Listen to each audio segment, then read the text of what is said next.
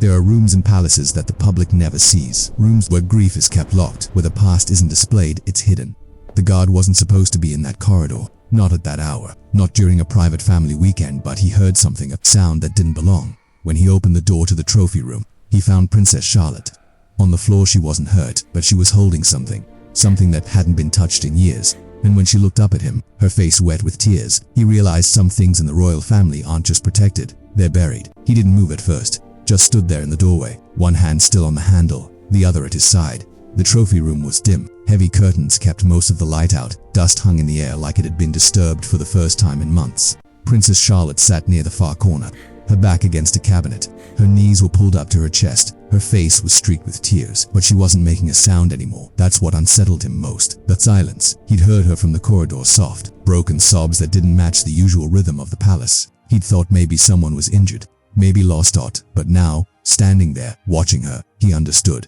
This wasn't that kind of crying. She looked up at him. Her eyes were red, but there was no panic in them. No embarrassment, just exhaustion. And in her hands, resting carefully across her lap, was a framed photograph. The guard didn't need to step closer to know whose face was in it. He'd seen that image before. Everyone had Princess Diana young, smiling, holding a baby in her arms. The frame was old. The glass had a thin crack running through one corner. It looked like it had been moved recently, pulled from somewhere it wasn't meant to be touched. Charlotte didn't say anything. Neither did he. For a moment, the only sound was the faint hum of the building, old walls, old floors, old secrets. He should have reported it. That's what protocol demanded. A member of the royal family found alone in a restricted area, visibly distressed, holding a personal artifact, but something stopped him. Maybe it was the way she held the photograph, not like a child playing with something forbidden, like someone trying to remember. He cleared his throat gently. "Your Royal Highness."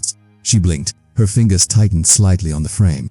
"I didn't break it," she said quietly. Her voice was hoarse. "It was already broken." He nodded. "I know." She looked down at the photo again. Her thumb traced the edge of the frame, careful not to touch the glass. "I just wanted to see her," Charlotte whispered. The guard felt something tighten in his chest. He'd been part of the household for 6 years. He'd stood outside rooms where voices were raised, where doors were closed and stayed closed, where certain names were never spoken aloud, even when everyone was thinking them. Diana's name was one of those, not because it was forbidden but because it hurt. And here was Charlotte, holding her grandmother's face in her hands like it was the only thing in the world that mattered. He took a slow breath, stepped inside, let the door close softly behind him. "Does anyone know you're here?" he asked. She shook her head.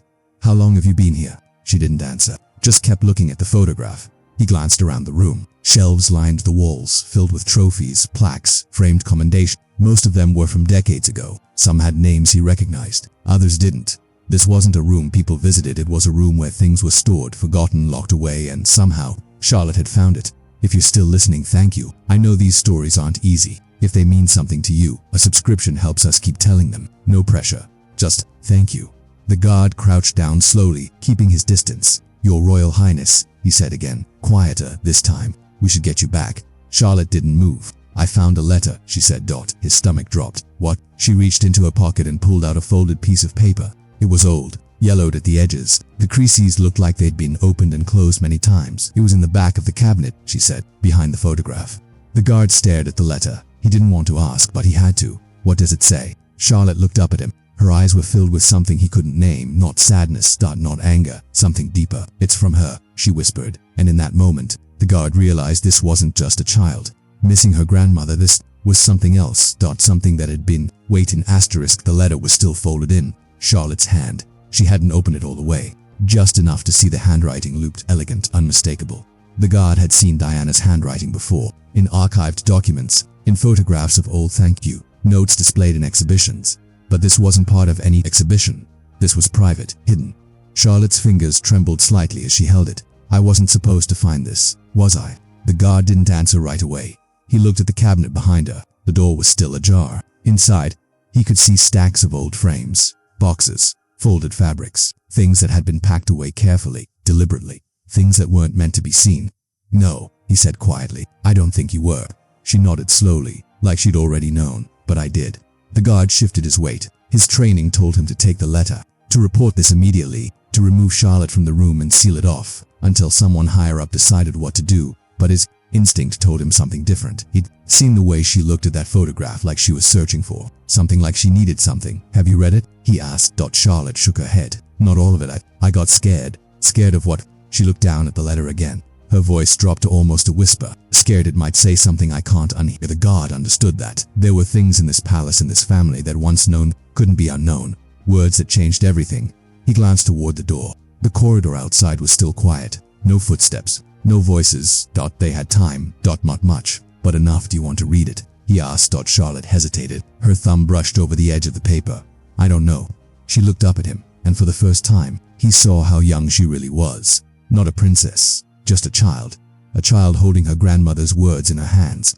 What if it's meant for someone else? She asked. What if I'm not supposed to know? The guard crouched down a little lower, meeting her eyes. Then we put it back, he said gently, and we don't speak of it again.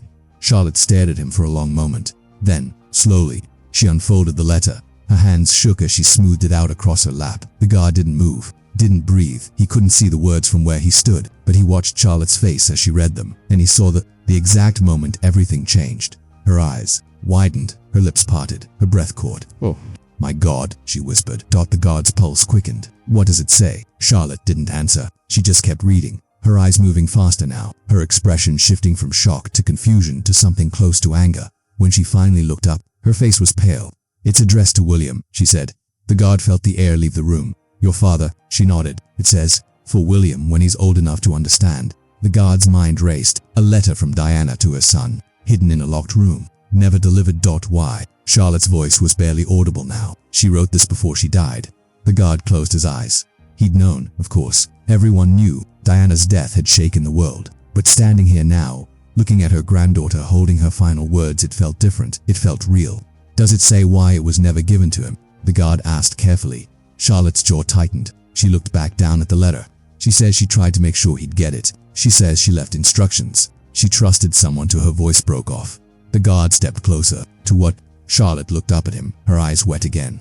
To protect him from the truth. Asterisk. The guard felt the weight of those words settle over the room. Protect him from the truth, not give him the truth. Protect him from it. Charlotte's hands were shaking harder now. She held the letter like it might disintegrate if she wasn't careful. She knew something, Charlotte said quietly. Something she didn't want him to find out too soon. The guard's throat was dry. Did she say what? Charlotte's eyes scanned the letter again, moving quickly over the handwriting. She was reading sections out of order now. Searching. She talks about the pressure, Charlotte murmured. About how the family works. How they protect the institution above everything else. The guard said nothing. He knew that already. Everyone who worked inside these walls knew that. Charlotte's voice grew quieter. She says she was afraid that if something happened to her, they'd control the story. They'd make sure certain things stayed buried. The guard felt a chill run down his spine. What things? Charlotte didn't answer right away. She kept reading, her brow furrowed. Then she stopped. Her face went completely still. She mentions a name, Charlotte whispered. The guard leaned in slightly. Who's? Charlotte looked up at him, her eyes wide and frightened. I don't know who it is. The guard's pulse quickened. What does she say about them? Charlotte's voice was barely audible. She says, if anything happens to me, ask about him. They'll deny it. But ask. The room seemed to grow colder. The guard swallowed hard. That's all. Charlotte shook her head slowly. No, there's more. She turned the letter over. On the back, in the same looped handwriting, were 3 more lines. Charlotte read them aloud, her voice shaking.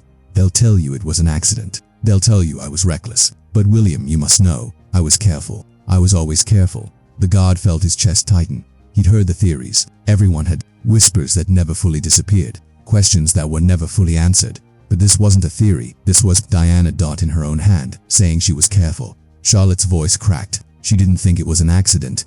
The guard didn't respond. He couldn't, because if he did, he'd have to acknowledge what that meant, what it implied, and he wasn't ready to do that. Not here, not now. Charlotte folded the letter carefully, her hand still trembling. She looked down at the photograph in her lap, Diana smiling, holding her baby. My father doesn't know about this, she said quietly. Does he? The guard shook his head. I don't think so. Charlotte's jaw clenched. Someone hid it. Someone made sure he never saw it. The guard glanced back at the cabinet, at the other frames and boxes still tucked inside. How much else was in there? How many other things had been buried? We need to leave, he said quietly, before someone realizes you're gone. Charlotte looked up at him, her eyes fierce. I'm not putting it back. The guard's stomach dropped. Your Royal Highness, I'm not, she said firmly. This was meant for my father. She wanted him to have it. The guard hesitated. He understood her anger, her sense of injustice. But he also understood the danger if you take that letter. He said carefully, people will ask questions. They'll want to know where you found it, how you found it. Charlotte's expression didn't change. Let them ask. The guard crouched down again, his voice low and urgent. You don't understand. There are people in this family who've spent decades making sure certain things stay quiet. If you walk out of here with that letter, then they'll know I found it. Charlotte interrupted, and they'll have to explain why it was hidden. The guard stared at her. She was 9 years old, but in that moment, she didn't sound like a child. She sounded like Diana. The guard exhaled slowly. He looked toward the door again, still quiet, but that wouldn't last. If you're going to take it, he said quietly, you need to be smart about it. You can't just walk up to your father and hand it to him. Charlotte frowned. Why not? Because they'll take it from him before he can read it. The guard said, they'll say it's a forgery, or that it's too sensitive, or that it needs to be reviewed first. Charlotte's face hardened. So what do I do? The guard thought for a moment. Then he reached into his jacket and pulled out his phone. You let me photograph it, he said. Every page, every word, and then you put the original back. Charlotte's eyes widened. What if the letter stays here? No one knows you found it, the guard explained. But if we have a copy, a record, then the truth can't be erased. Charlotte looked down at the letter in her hands, then back at him. You'd do that? She asked quietly, even though it could cost you your job. The guard met her gaze. He thought about all the years he'd to spend standing outside rooms, hearing things he wasn't supposed to hear, seeing things he wasn't supposed to see, staying silent because that's what the job required. But this was different. This was a child asking for help. And the woman in that photograph, the woman whose words were written on that paper she'd asked for help to, and no one had listened. Yes, he said quietly, I'd do that.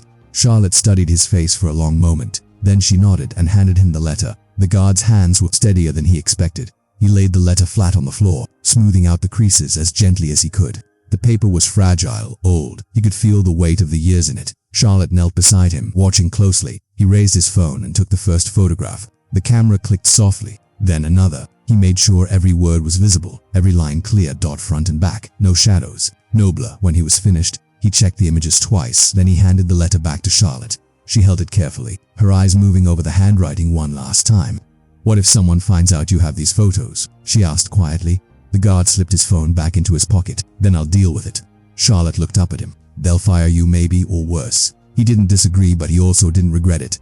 Charlotte stared at him for a moment longer. Then, slowly, she refolded the letter and placed it back inside the cabinet. She positioned it exactly where she'd found it, behind the photograph frame. The guard watched as she closed the cabinet door. The click of the latch sounded too loud in the quiet room. Charlotte stood up, brushing the dust off her skirt. Her face was calmer now, more composed, but her eyes were different. Older. Thank you, she said softly. The guard nodded. We should go.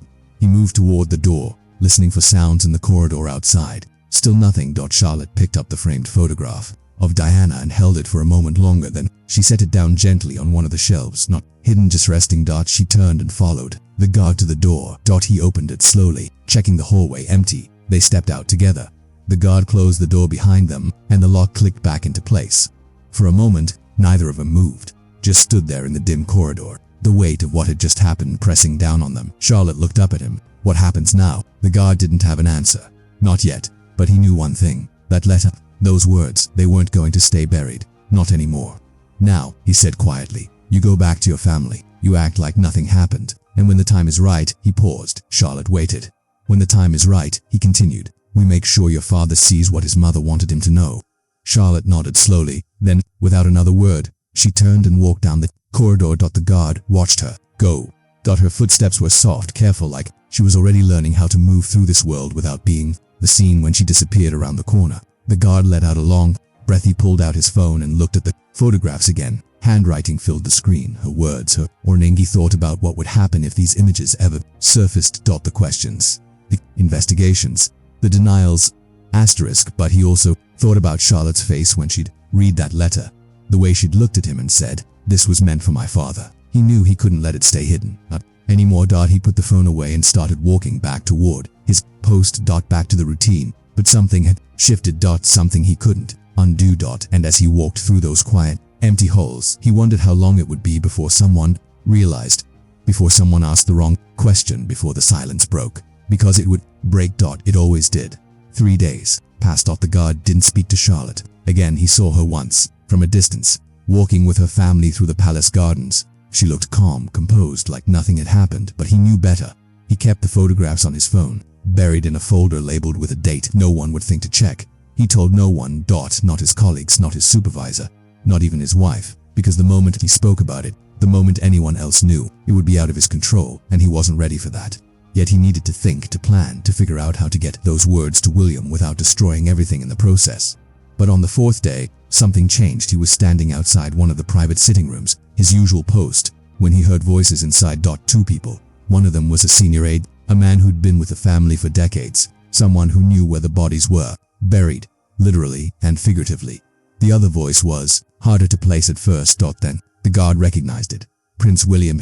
It shouldn't have been listening, but he couldn't help it. The conversation was tense, clipped. "I'm telling you, it's not something we need to revisit," the aide was saying. "The past is the past." "That's easy for you to say," William replied, his voice tight. "You didn't lose her." There was a pause. The guard pressed closer to the wall, keeping his breathing quiet.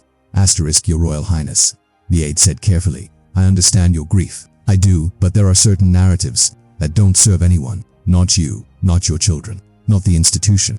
"Narratives," William repeated. The words sounded bitter. "Is that what we're calling it now?" "I'm calling it reality," the aide said firmly. "Your mother's death was a tragedy, a terrible, senseless accident. Reopening old wounds won't change that." Another pause, longer this time. "What if it wasn't an accident?" William asked quietly. The guard's breath caught. The aide responded immediately. "Be sharp. Don't go down that road," the aide said. "You know where it goes. Conspiracy theories, paranoia. The family has suffered irreversible damage." "Or the truth," William replied. The aide's voice lowered. "The truth, sir, is something we have already established. Your mother died in a car accident. Tragic. Maybe it's preventable, but it was an accident." "Then why do I still feel like there's something I don't know?" William inquired. The guard's heart was pounding now. He could hear the frustration in William's voice. The doubt, the same doubt that had been written in Diana's letter. "They'll tell you it was an accident, but you must know, I was careful." The aide sighed. "Because grief doesn't let go, easily, sir, and because some people have spent years feeding you half-truths and speculation, but that doesn't make it real." There was a long silence. Then William spoke again, quieter this time. "Charlotte asked me about her." The guard froze. "About your mother?" The aide asked. "Yes, yesterday, out of nowhere. She wanted to know what Diana was like, what she believed in." The aide's tone shifted slightly. "That's natural. Children are curious." "She asked if Diana ever wrote letters." William continued. "If there were things she wanted to say but didn't get the chance." The guard felt his stomach dropped. The aide was silent for a moment. Then, "And what did you tell her?" "I told her I didn't know," William said. "But now I'm wondering if I should." The aide's voice hardened. "Leave it alone, sir, please." "Why?" William asked. "Why does everyone always say that?" "Because some things are better left buried," the aide said. "For your sake. For your children's sake." Another silence. Then the sound of footsteps. The guard stepped back just as the door opened. The aide walked out first, his face tight and unreadable. He glanced at the guard briefly, then continued down the hall. William emerged a moment later. He looked tired, worn. Like he'd been carrying something heavy for too long. His eyes met the guard's for just a second, and in that second, the guard saw it. The same look Charlotte had. The need to know. The refusal to let go. William walked past without a word, and the guard stood there, alone in the corridor, his mind racing. Charlotte had asked her father about letters. She was already pushing, already planting the seed, and if William kept asking questions, if he kept digging, then maybe, just maybe, the truth wouldn't stay buried much longer. The guard pulled out his phone. He looked at the photographs. Again, Diana's words stared back at him, and he made a decision. He was going to help them find the truth. No, that matter what it cost. The guard didn't. If sleep that night. He lay in bed, staring at the ceiling, the weight of the decision pressing down on him. He kept replaying the conversation he'd overheard. William's voice, the frustration, the doubt, Charlotte's question about letters. It was all connected, and it was all leading somewhere he couldn't predict by morning. He'd made up his mind. He couldn't just hand the photographs to William, not directly. That would raise too many questions. It would put Charlotte at risk. It would put him at risk, but he could guide things. Carefully, quietly he arrived at the palace earlier than usual. The corridors were still mostly empty, the morning light pale and soft through the tall windows. He went to the trophy room first. The door was still locked, untouched. He stood there for a moment, his hand on the handle, thinking about what was inside. The letter, the photograph, the hidden pieces of a life that had been carefully erased. He didn't go in. Instead, he turned and walked to the administrative wing. There was someone he needed to see, an archivist, a woman who'd worked in the palace for over 30 years, someone who knew where things were kept, where records were stored, where secrets were filed away. Her office was small and cluttered, shelves packed with boxes and binders. She looked up when he knocked. "Can I help you?" she asked, her tone polite but wary. The guard stepped inside and closed the door behind him. I need to ask you something, he said quietly. Off the record, the archivist's expression didn't change, but her eyes sharpened. Go on. The guard hesitated. Then, if someone wanted to find personal correspondence from Princess Diana, letters she wrote before her death, where would they look? The archivist leaned back in her chair, studying him. Why are you asking? Because I think there's something that was never delivered, the guard said. Something that should have been. The archivist was silent for a long moment. Then she sighed. You're not the first person to ask me that, she said quietly. The guard's pulse quickened. What do you mean? The archivist glanced toward the door, as if checking to make sure it was still closed. There were letters, she said, personal ones, written in the months before she died. Some were sent, others she trailed off, others were kept. The guard finished. The archivist nodded slowly. There was a lot of debate about what to do with them. Some people thought they should be destroyed. Others thought they should be sealed, locked away until a certain date. And what happened? The archivist looked at him directly. I was told to file them, to make sure they were safe. Safe, the guard repeated. Or hidden. The archivist didn't answer, but she didn't need to. The guard leaned forward slightly. Where are they now? The archivist hesitated. Then she stood and walked to one of the tall filing cabinets against the wall. She opened the bottom drawer and pulled out a thin folder.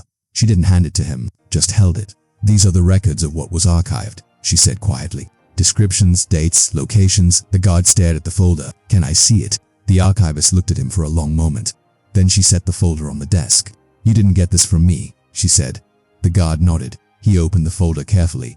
Inside were handwritten logs, lists of items, correspondence, personal effects, and near the bottom of one page was a single line letter to Prince William under location, trophy room, cabinet for B, status, restricted. The guard felt his heart stop. Cabinet for B. The same cabinet Charlotte had opened. This was never given to him, the guard said quietly.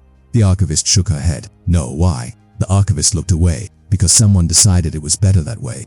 The guard closed the folder. His hands were shaking. Who decided? The archivist didn't answer. But her silence said enough. The guard stood. Thank you. The archivist nodded. Be careful, she said quietly. There are people who won't like you digging into this.